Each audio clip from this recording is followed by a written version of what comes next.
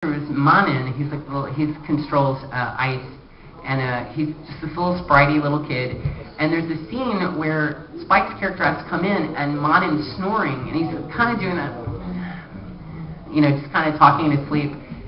And of course, David Williams would make me say something suggestive just by in Manin's voice, like totally. It's like having a little child try to seduce you. It's like, Spike. Yeah, right there. And like, of course, he doesn't know it's coming, and he's standing there with a whole lung full of air, like, ready to say his line, and then he hears this, oh God, David, and he gets, and we do that to each other a lot. And I will tell you, the queen of them is Lucy Christian. Nobody can lay a bomb down like Lucy Christian. No one on this earth can lay a bomb like Lucy Christian. She is the funniest. So, and as a rule, like, people always ask me what actors I hate working with, which, if you know me, you should already know that. But I don't like talking about that. I love talking about people I love working with, and there is no one more enjoyable or more talented to work with than Lucy Christian. She's like the female Johnny Young Bosch. She really is. Like, she really is. She can do a fight scene sitting down Indian style in a chair, like sitting with her legs crossed with a magazine, like some cooking magazine, and it sounds like she's really fighting. And I'm like, how do you do that? Because we jump around and get all sweaty, and like she's just like, and I'm like, Lucy, and she's like, what? I was looking at this, like looking at something in the magazine, but she's just amazing and a pleasant person. And now a mommy. She just gave birth to her daughter, Margaret Ann, who they call Maggie. But she's just an awesome person. If you ever get a chance to meet her at a convention, she is the very person that she is in real life. Like, she is the person that she's acting like in front of you. She's very cool. She and I had, in Hawaii, she and I just tore up Hawaii together. Chris Sabat lent us this mustard yellow convertible, and she's like, heck, it's got a GPS, let's go. And we hiked Diamond Head, we went to the beach, we found the best taco in Hawaii. It's called Killer Taco, and it really was. She's just an awesome person to work with, and just super nice and fun and talented. She's like, you like talking about people like that. People that suck, you don't like talking about, because it just makes you sound like you're bitter and jealous, and you're not. They just suck. Like, they just do. And Lucy's just she's the antithesis of suck. She's awesome. She's awesome. So, yeah, she's super cool. There's a lot of cool people I work with, but she's just one of those people that I'm constantly amazed by her talent. She's just, every time I think she can't do something, like, boom. Like, Honey is just ridiculously cute. Like, that is a ridiculously cute voice to come out of that character. And she just does it without thinking. She's like, oh, that's her baby girl voice.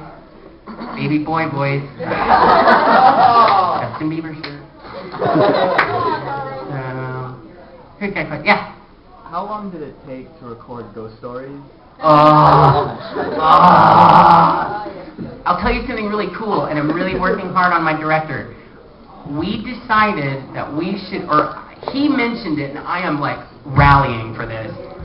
We made a joke that we could record Ghost Stories every 10 years and it would still be funny. Just think about this for a second. When we did Ghost Stories, we did not have Lady Gaga, Paris Hilton, Sarah Palin, Tom Cruise. Nobody knew Tom Cruise was crazy yet.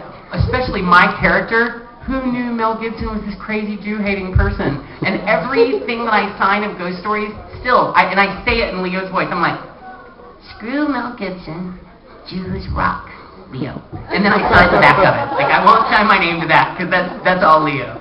But I'm really pushing him to do it. Like, I'm like, we have to do it, we have to do it. And now Christine O'Donnell brings new level to it.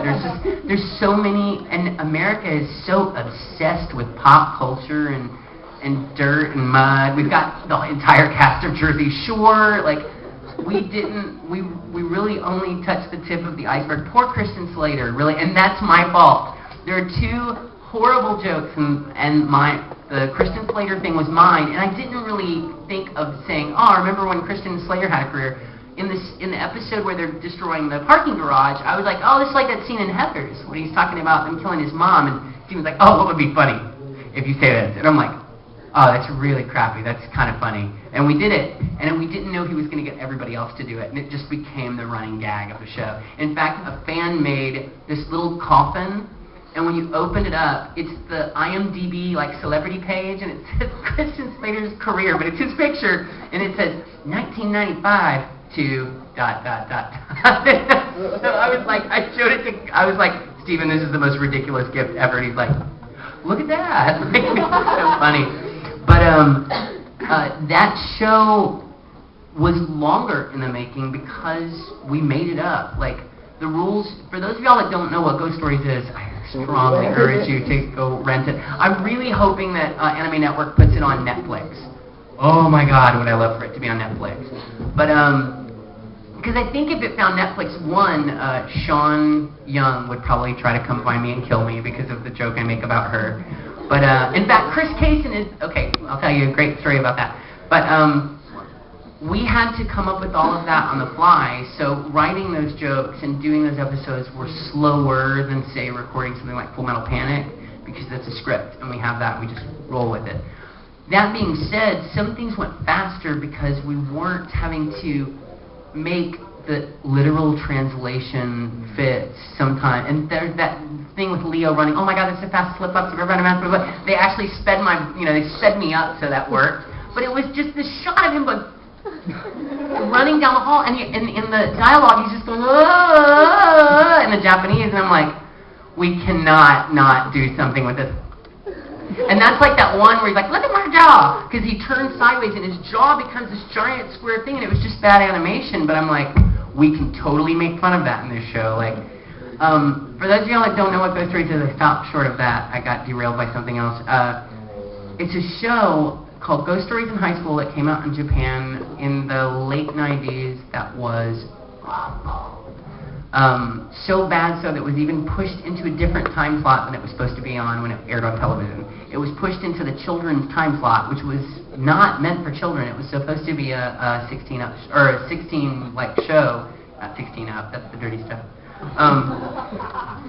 And when it came time to sell the rights to the States, no one wanted it. And to give you an idea, it's about two kids that moved to a different town, which happens to be the town that mom and dad met each other in, and they have to start life, and mother's dead, and they have to start life at a new school, which happens to have a haunted school right next door. Their cat wanders into the haunted school and becomes possessed by it, and it's a talking cat. Yeah, it's like Scooby-Doo. It's like an animated Scooby-Doo. Oh, God. And nobody would buy it. Aniplex owned it, and Aniplex shopped it to everybody, and finally it went for almost nothing. It was acquired for almost no money, and they said, look, we know this needs work. You can do whatever you'd like to it. And those were magic words to Stephen Foster, and he's like, anything? And so we had some rules. All the characters, except for, because in the original, Leo was Rio. And they're like, that's obviously Leo. We're not going to call him Rio. We had to stick to all the names.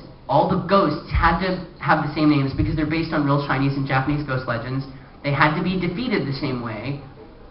And the story for each episode had to follow the storyline. If you have to go through a haunted cave, we couldn't change what was going on in the episode. But what was going on with the dialogue was ours to do with what we wanted to. And we did. And there were jokes that even didn't make the cut because they were too much. There was one joke that Stephen wanted me to do that I wouldn't do. It was a Hurricane Katrina joke.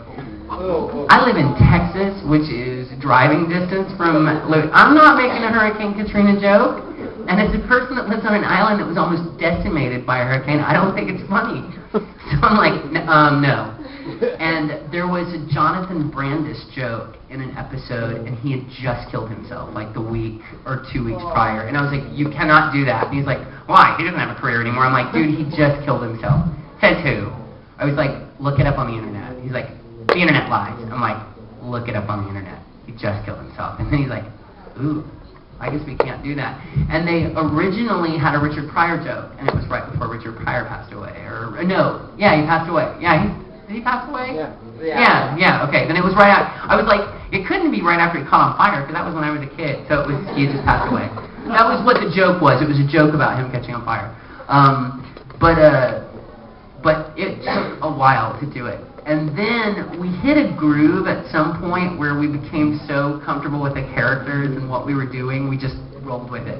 And like, specifically, poor Christine Otten played the younger brother who cries a lot. And at some point, like, even in the Japanese, you can't understand, like, the translators had a hard time figuring out what this character was saying because it was... And so, finally, they had Hillary start going, oh my God, Katsuo, you're so retarded. And by the end of the show, Katsuo is only... And that's it's Christine Otten. That's the biggest... I have gender identity issues with anime characters played by females, because that's a boy. But, poor Christine Otten would just come in and cry. It was like Kira when we did Naruma Daikon Brothers. She just came in and was the panda. Oh, Once in a blue, yeah, Kira Vincent Davis is Pandaikon. Yeah, and all she did was like mew, mew, mew. Yeah. Sometimes that's the cool thing about a show. Like, you know, sometimes you're just that.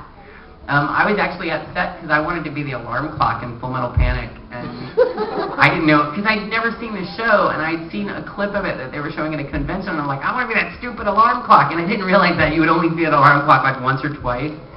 And when they were like, you're going to be playing Shinji, I was like, who's that? Like, I was upset that I wasn't the alarm clock. But the panda is, yeah, well, Kira's hysterical as the panda. Sorry. No, I forgot. Oh, we were talking about ghost stories. Yeah, there you go. I'm glad I have an audience can keep up with me, because I don't know what I'm talking about. Who's got questions? Yeah. I know that your voice for Nejima is really, really high. Yes, it is. Does that hurt? Oh, yes. In fact, it's one of the few rules I break, because, you know, you're never supposed to say there was a show you don't like working on, or there's somebody's like, what's the show you hate recording the most? Negima.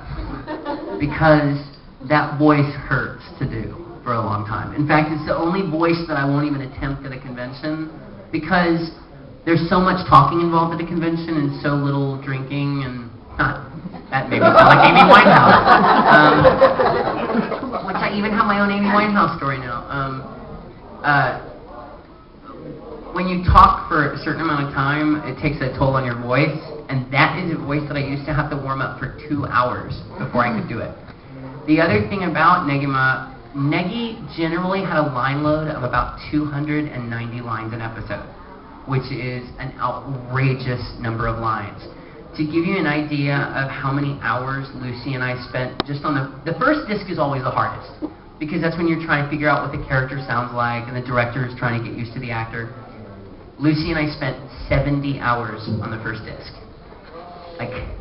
And because we both live in Houston and Funimation is in Dallas, they would try to maximize our time there. So Lucy and I would go up and record from 10 to 10, sometimes 4 and 5 days in a row. And doing that voice for 10 hours a day or 12 hours a day sucks. But at the same time, nobody ever thought that my voice would do that.